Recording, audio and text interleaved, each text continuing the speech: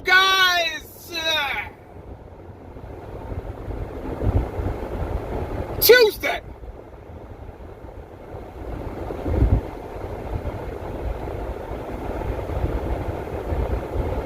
Two down now.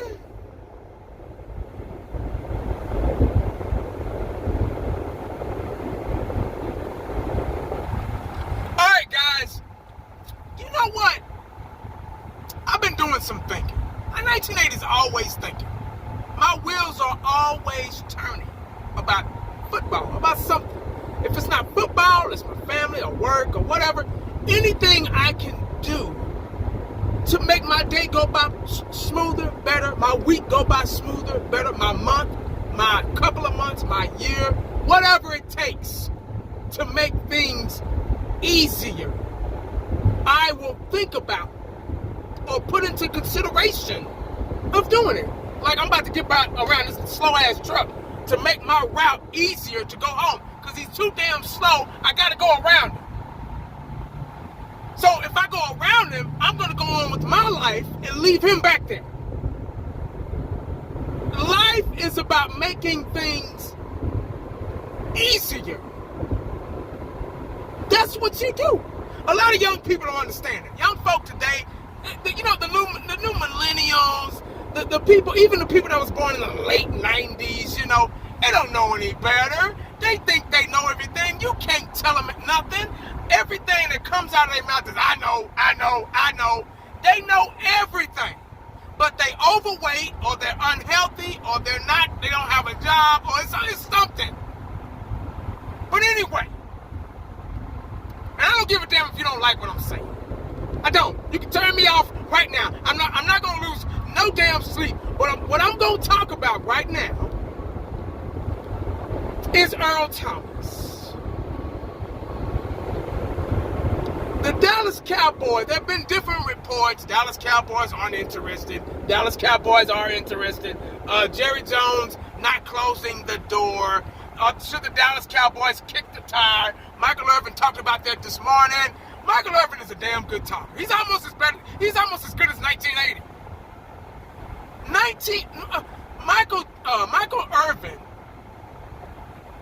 Michael Irvin, Deion Sanders, Michael Jordan, guys like that, man. If they say jump off a cliff, they'll motivate you just enough to make you think about maybe I can do it. Michael Irvin, I just got through listening to them, man, talk about Earl Thomas. And everything he said was right. Now, I put my 2 cents in about Earl Thomas. I said, no, I don't want him here. He's a cancer in the locker room. Even a Baltimore Raven fan himself came in my comment section and said he's a cancer. He's bad wherever he goes. But when I think about it, like Michael Irvin said, I even went back and said on that video, go back and watch that video if you haven't seen it. But I even went back and said, Earl Thomas is a cancer. I don't want him here. You know, we got depth. We're good. And then Michael Irvin was like, well, you never know what happened, how it happened. We weren't there. We can't assume. You know, because I ran my mouth and I said, how could you get into it with such a good with such a good team? They were pretty good last year. They had a Super Bowl, an MVP quarterback. They were in the playoffs last year. Could have made it to the Super Bowl. How could you mess that up? But I wasn't there. I can't judge what happened. Now, Earl Thomas is a veteran winning cornerback. Safety. He has a Super Bowl ring. He knows what it takes to get there.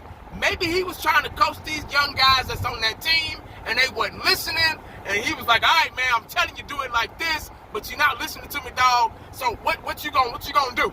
Oh, Earl Thomas, what you gonna do, man? Oh, we can go right now. You know how young guys are. You can't tell them nothing. They don't want to listen. So I'm like, if the Dallas Cowboys decide, it's not my call, it's not my place, but if the Dallas Cowboys decide to get Earl. Can I get an amen? If the Dallas Cowboys decide, not 1980, but if the Dallas Cowboys decide to get Earl Thomas, I don't think I would be upset. I thought we were good without him because we got a new coaching staff in the building. We got new parents in the house. We got new teachers in the classroom. So I was like, these guys ought to be able to coach up the young talent that we have and turn them into superstars. That's what I was thinking. But Earl Thomas is already there. Now, if we don't get him, I'm not going to be mad. But if we get him, I'm still not going to be mad. I'm going to be like, okay, cool. We got a veteran. We got a young secondary back there, guys. A young secondary back. The oldest motherfucker back there is who? Ha-ha Clinton Dix. And he ain't all that. You know, so I've made my video. I made a video about Anthony Brown yesterday, you know, in the secondary, how the coaching staff has turned them around. Now, I kind of got ahead of myself. I almost got excited. Matter of fact, I did get excited. So, bad 1980. How dare you? You don't get excited over camp. This is camp. They're going against themselves. Of course they're going to make plays.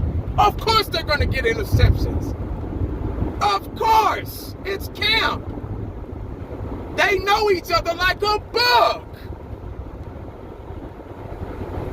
Earl Thomas would probably be good for this young secondary. You need at least one old dog. I got to go back to last year and the year before, 2016, 13, 14, 12, whatever. Whenever I got to go back to my old ways of saying you got to have at least that one old dog in that yard to bark when somebody walk by. You got to have it. At least one back there in the secondary that's got some Super Bowl experience. Anytime you got an Earl Thomas around, you want to get all the knowledge you can from a guy like that. If he dropped, like Michael Irvin said, if he drops a damn crumb on the ground, you want to pick it up and see what you can get out of it. See if it's still edible. Because he has a Super Bowl ring. He knows he's come from one of the best defenses ever. One of, not the, one of. So, I'm not saying, oh yeah, let's bring Earl Thomas to here. I'm not saying that. So don't get in my comment section all sissified, all in your damn feelings. Oh, 1980, he wants Earl Thomas. And last week he said he didn't. All I'm saying is it's something to think about. Anything to help the team get better. Anything to help. There's always a moral to my story. There's always a word of the day. Anything to help this team get better. So, if the Dallas Cowboys, Jerry Jones can get on here and say what he wants about Jerry. You're not gonna talk today. But he can say what he wants. We're not closing the door on him. You know, you just never know. Anything to keep that door open, keep Dallas Cowboy name out there, keep the media talking. Because we're America's team, richest team in sports. Period. We make the sales. We make the NFL go round. Without the Cowboys, there's no NFL. Because we make the dollar bill. You hear me? With 5 Super Bowl rings. Should have been 6 or 7 if Jimmy Johnson would have stuck around. I'm going to always say that after the fact. But I'm not going to be upset about Earl Thomas not coming here, or if he comes here. Tell me what you think in the comments section. I would love to hear it. Remember, I'm not going to lose, whatever you say, I'm not going to lose no sleep. And keep your words short and sweet, because you might have to eat them. But make sure you stay cowboyed up and prayed up, because you never know what the day is going to bring you.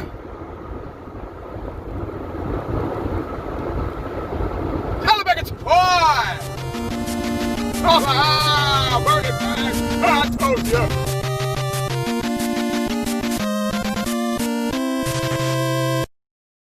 And the only thing else I got to say is,